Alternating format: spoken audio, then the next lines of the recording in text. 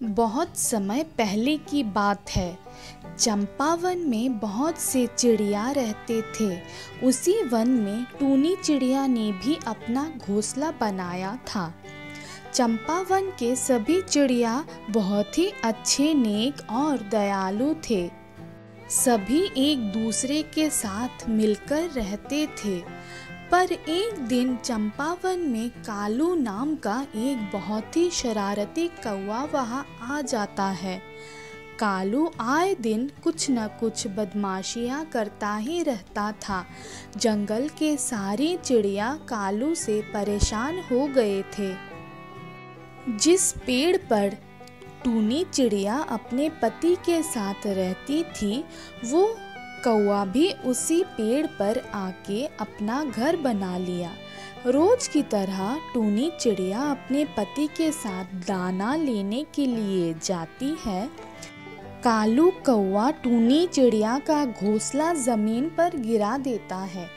शाम को जब टूनी चिड़िया अपने पति के साथ वापस आ जाती है तो अपने घोंसले को उसकी जगह पर ना देखकर बहुत ही दुखी हो जाते हैं। उनका घोंसला जमीन पर गिरा देख टूनी चिड़िया के पति को समझ आ गया कि ये काम काले कौवे ने ही की है।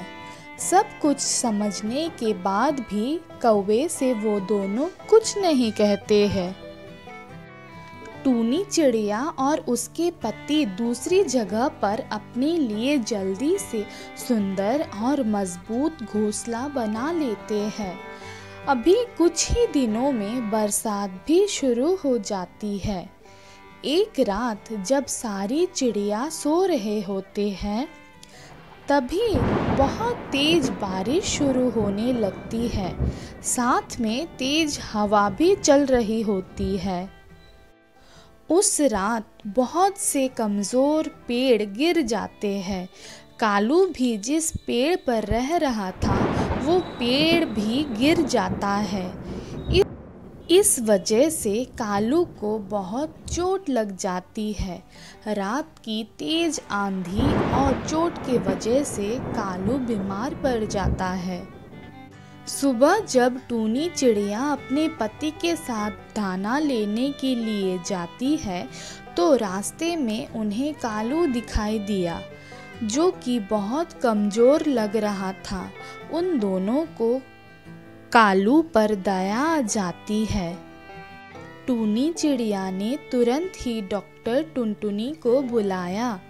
डॉक्टर टुनटुनी को कालू की बीमारी के बारे में सारी बात बताई। सब कुछ सुनने के बाद डॉक्टर कालू का इलाज करना शुरू करते हैं और कुछ दवाइयाँ और इंजेक्शन भी देते हैं। अब टूनी चिड़िया और उसके पति कालू को अपने घर लेकर जाते हैं और दोनों मिलकर कालू के खाने और रहने का इंतज़ाम करते हैं। थोड़ी दिन के बाद कौवा ठीक हो जाता है। तब टूनी चिड़िया कौवे को सारी बात बताती है कि वो कैसे बेहोश पड़ा था और कैसे टूनी और उसके पति मिलकर उसकी जान बचाई। अब कौवे को अपनी करनी पर बहुत पछतावा हो रहा था। कालू दोनों से माफ़ी मांगता है और आगे से किसी को भी परेशान ना करने की कसम खाता है।